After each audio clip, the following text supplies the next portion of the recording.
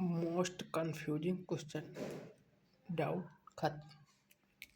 देखिए कैसे क्वेश्चन देखिए।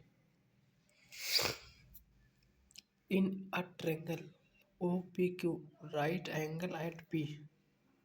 ओ पी बराबर 7 सेंटीमीटर है and O Q minus P Q बराबर 1 centimetre. Find the value of sine Q and cos Q. इस तरह का क्वेश्चन में बहुत से बच्चों को डाउट रहता है। तो देखिए इसको हम इजीली कैसे सॉल्व करते हैं। क्या कह रहा है question? In a right angle triangle at P. तो हम बनाते हैं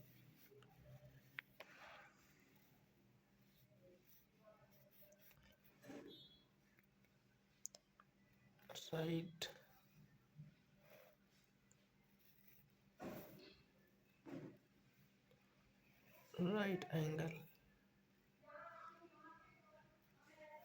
राइट एंगल एट पी कह रहा है, यानी पी यानी ओ पी क्यों पी पे राइट एंगल कह रहा है, तो ये पी पे हमारा 90 डिग्री बनेगा। ओ पी कह रहा है 7 सेंटीमीटर। ओ पी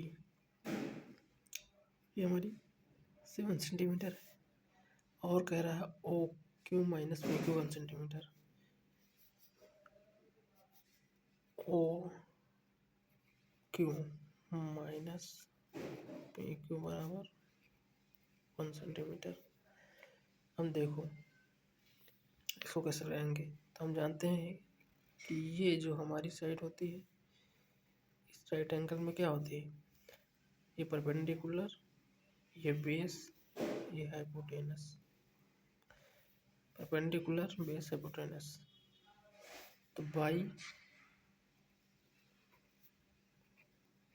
पाइथागोरस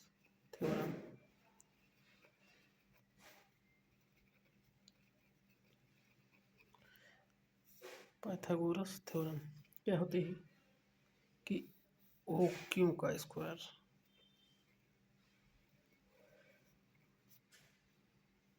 बराबर क्या होता है, ओ पी का स्क्वायर प्लस पी क्यू का स्क्वायर। ओ पी का स्क्वायर प्लस ओ क्यू का स्क्वायर। तो ओ क्यू तो हमको पता नहीं है, ठीक। तो ओ क्यू की वैल्यू हम यहाँ से निकालेंगे। अगर हमको दो साइड इजीली पता होती तो तीसरी निकल जाती पाइथागोरस से, लेकिन अब यहाँ से हमको पहले एक साइड और निकालते हैं। तो देखो यहाँ से O Q minus P Q बराबर सेंटीमीटर दिया, तो यहाँ से हम ओ क्यू की वैल्यू दो निकालते हैं। इसको हमको एक ही में, जैसे यहाँ ओ क्यू लिखा है, यहाँ ओ पी लिखा है, यहाँ ओ क्यू का स्क्वायर ओ पी का स्क्वायर प्लस यहाँ पर पी क्यू होगा, यहाँ पर पी क्यू यानी ओ क्यू का स्क्वायर बराबर क्या हो जाएगा, ओ पी का स्क्वायर प्लस पी क्यू का स्क्वायर, ठीक। तब इसको मतलब एक ही जो है साइड में कन्वर्ट करेंगे। जैसे यहाँ पर देखो O Q minus P Q 1 centimetre, तो ओ क्यू की वैल्यू क्या हो जाएगी, 1 प्लस पी क्यू, ठीक। 1 O Q 1 plus P Q. अब यहाँ पर रख देंगे, पुट कर देंगे, ओ क्यू को यहाँ पुट करेंगे तो यह हो जाएगा 1 प्लस पी क्यू का स्क्वायर है, तो स्क्वायर लगा देंगे। ओ पी को दी है, ओ पी को 7 तो 7 का square plus P Q value P Q का स्क्वायर। तब इसका स्क्वायर कर देंगे तो क्या हो जाएगा, ए प्लस बी का होल का ए स्क्वायर बी स्क्वायर और प्लस 2ab इक्वल टू 49। 7 का स्क्वायर क्या हो जाएगा 49 प्लस पी क्यू का स्क्वायर। देखो पी क्यू का स्क्वायर यहाँ भी है, पी क्यू का स्क्वायर यहाँ, तो पी क्यू से कैंसिल हो जाएगा, कैंसिल आउट हो गया। अब देखो यहाँ से 2 P Q is equal to क्या आ जाएगा,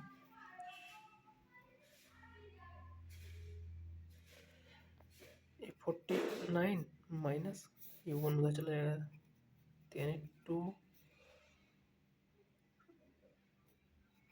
P Q is equal to यहाँ से 49 में 6 लगा 48, यानी यहाँ से पी क्यू का वैल्यू जो आ गई 24। तो यहाँ से ओ क्यू को निकालेंगे तो ओ क्यू को क्या जाएगा 1 प्लस पी क्यू को क्या 24 1 प्लस 24 तो यहाँ से ओ क्यू को क्या है 25। देखो पी की वैल्यू 24 ओ की वैल्यू आगे कितनी 25। ठीक। अब हमको क्या करना है वॉल्यूम निकालना sine Q and cos Q. अब सबसे ज़्यादा बच्चों को जो दिक्कत यहीं पर आती है, देखो साइन क्यू, तो साइन क्यू की वैल्यू क्या हो जाएगी, देखो साइन थीटा हमारा क्या होता है, साइन थीटा होता है परपेंडिकुलर अपान हाइपोटेनस। लेकिन यहाँ साइन क्यू की बात करा, देखो ये हमारा एंगल क्या है साइन क्यू है, तो ये याद रखना कि जो है जिस एंगल की बात होगी उस एंगल के सामने जो होता है वो परपेंडिकुलर होता है। जिस एंगल की बात होती है उस एंगल के सामने हमेशा परपेंडिकुलर होता है। अब यहाँ पर और एक चीज़ ध्यान रखना, इसमें जो है यही चेंज होते रहते हैं ये और ये, लेकिन ये हाइपोटेनस नहीं चेंज होता है, ये यही रहेगा। यानी अब साइन क्यू की बात करें तो थीटा का सामने क्या होता है परपेंडिकुलर, ये हाइपोटेनस है, ये क्या है बेस, तो थीटा के सामने क्या है परपेंडिकुलर। तो यहाँ साइन क्यू की बात कर रहा है तो साइन थीटा होता है परपेंडिकुलर, तो परपेंडिकुलर क्या है C1 और हाइपोटेनस साइन थीटा है परपेंडिकुलर अपॉन हाइपोटेनस अपॉन 25। तो ये साइन क्यू क्या हो जाएगा परपेंडिकुलर परपेंडिकुलर। इसी प्रकार देखिए कास क्यू, कास क्यू, तो कास क्यू, अब कास थीटा हमने क्या कहा थीटा के सामने क्या परपेंडिकुलर, तो cos theta perpendicular, cos theta होता है बेस अपॉन हाइपोटेनस, तो बेस क्या है ये हमारा बेस है, तो बेस अपॉन हाइपोटेनस, तो ये रहेगा चेंज नहीं होगा, ये हमारा क्या है answer. Thank you for watching.